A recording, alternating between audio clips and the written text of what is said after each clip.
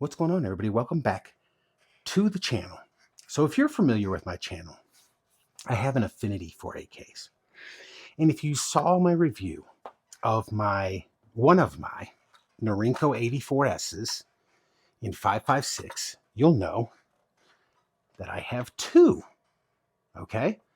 This one was like just minty. It's fantastic. This is the one in the video that I pretty much focused on. Practically brand new. Looked like it had a very low round count. It's fantastic gun, shoots great. But this one I bought, and it had some issues, namely some headspace issues. Now, this one came with like a wedge one and this different grip, which I haven't really seen. I don't know if somebody changed those out through the life of this thing. The last time these things were imported into the States were the late 80s, early 90s. So, early to mid 90s. So, if you saw in that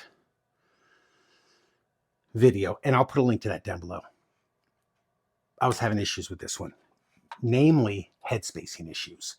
This thing would absolutely swallow a 223 field gauge.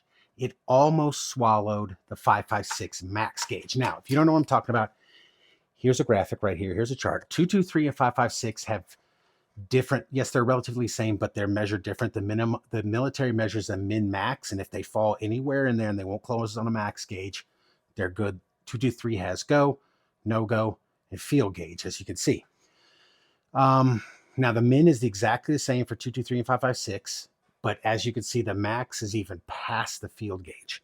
This thing would swallow a field gauge, a 223 field gauge, and almost close on a maximum gauge. It was splitting primers. It was, I was having case separations, so splitting cases. It was piercing primers, splitting cases. It was having a lot of issues. The recoil was very violent. So yeah, it had a lot of issues. So I knew I needed to fix the headspace. So I did. Look how, so Chinese AKs are different than a lot of the other AKs. And these have solid sides here as opposed to AKM, which are kind of cut out. But you see how this is your barrel pin right there. It's kind of hard to see. Maybe we'll turn it over on this side. See it right there? That's your barrel pin. It goes flush with this receiver. AKM barrel pins are a little bit shorter in width. So I had to use an AKM barrel pin, but I knocked the barrel pin out, set the barrel back, fixed the headspace, and as you can see, we had to use the AKM barrel pin. It's not going to affect anything other than looks. Now I had to sand down the little burrs from reaming the hole out to 7mm to fix this. So if, in case you don't know, the way to fix headspace on AK, there's only a couple of ways. Do not grind on the bolt lugs or anything on the bolt. Do not do that. You either have to replace the barrel, okay, or sometimes, and in this case it worked because it only had to go back just a tiny bit. You can set the barrel back. So you push the barrel pin out, put it in your press, and just press it back just a cunt hair. Then drill, in this case, drill it out to 7mm, because I think the standard pin on this one's like 6mm, 6.3, somewhere around there. It was a smaller pin. Drill it out, 7, press in your new pin. You know, of course, set your headspace, then drill out, press your new pin, and you're good to go. I didn't even have to change anything else on here. It was such a minute amount, but that's all you're dealing with here. Thousands and tens of thousands for headspace before you have a bomb on your hands. So we are going to, now, let me show you. YouTube doesn't like me to take it apart. So now again, remember, this would fully, easily swallow a 223 field gauge. So let's go with the minimum because I set it a little bit tight. All right, here we go. This is I don't know if it's coming through. Anyway, this is the 223 Remington Go Gauge, 556 NATO minimum. They're the same for that.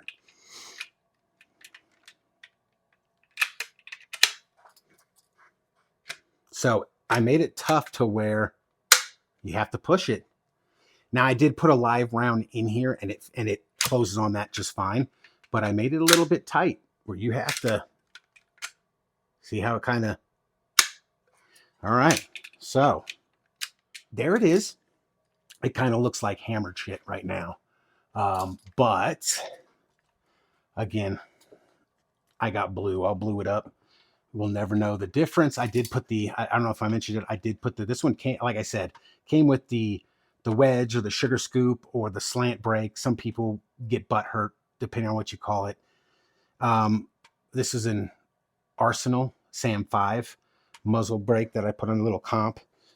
So yeah, let's go out and let's shoot a few rounds of this thing, and then we'll come back in and we'll check the headspace again. So we find ourselves back out on the range for the live fire test of the newly repaired Norinco 84S. As you saw in the inside the house, I did the repair. Everything checks out headspace wise. I have not fired it yet. That's why we're out here. I brought 90 rounds. Here we go. 90 rounds of 5.56.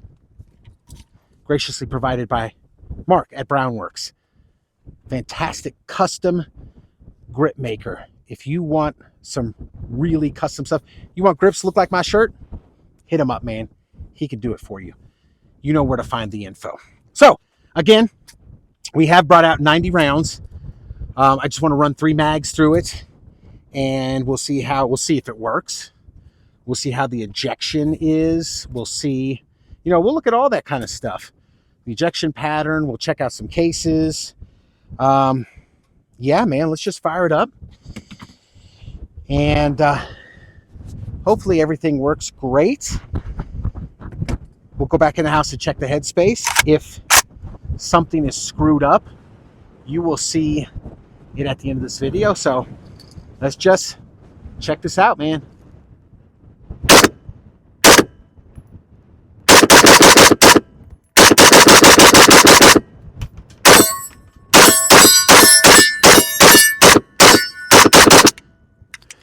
All right, 30 rounds. First 30 rounds. Let me see if I can find some cases. Look like some of them. Whew, that was one of them because it's hot. All right. Let's see here. Here's another one. Looking good. Primers look a little bit.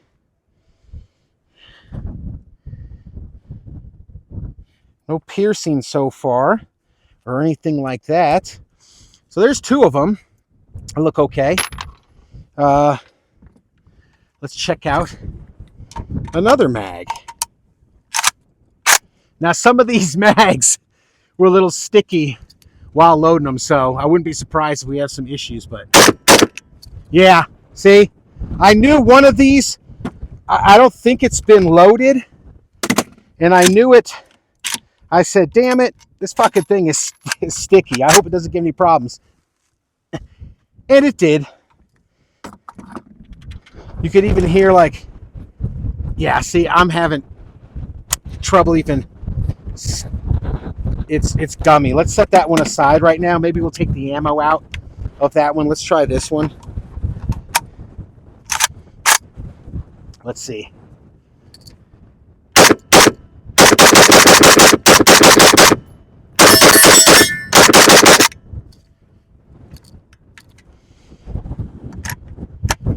Oh, the hammer followed.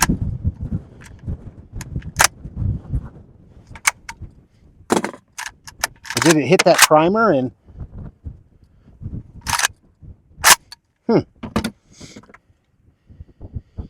it's got a dent on it.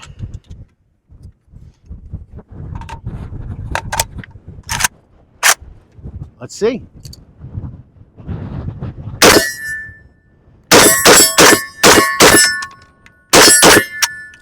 All right. Yeah, I'm going to take the ammo out of this mag. We'll put it in this first one because that mag seems to be okay. But let me see if I can. Here we go.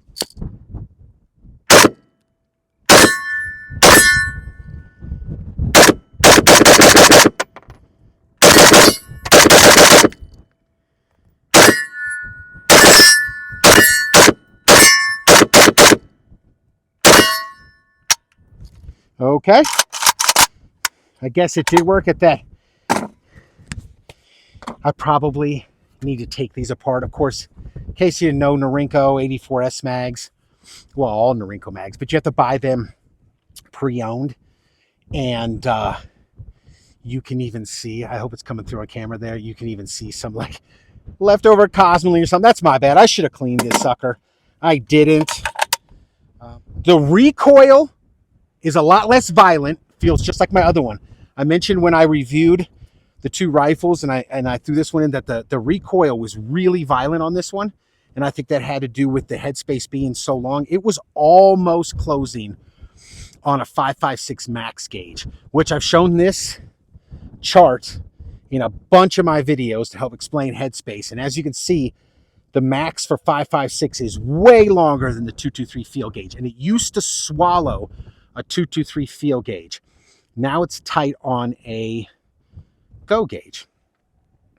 So we're going to go back in the house. We're going to check the headspace. And then, of course, that other fade, I called it before it even failed. I need to clean these mags. I bought them off Gunbroker, like I said, and God knows what's been done to them. And they look, one of them looks really good, like it was almost brand new, but apparently they do need to be scrubbed out. So stay tuned for the continuing saga of the Norinco 84S. Again, if you're not familiar with my channel, I have two of these. One was in, pristine condition, like collector grade or whatever, and it is in fantastic condition. That's the one we did the full review on, and then I threw this one in a little bit. I immediately knew I had issues with this one. Like I said, when it started splitting cases and doing all that kind of jazz. And so there it is, guys. Thanks for watching. We will see you next time.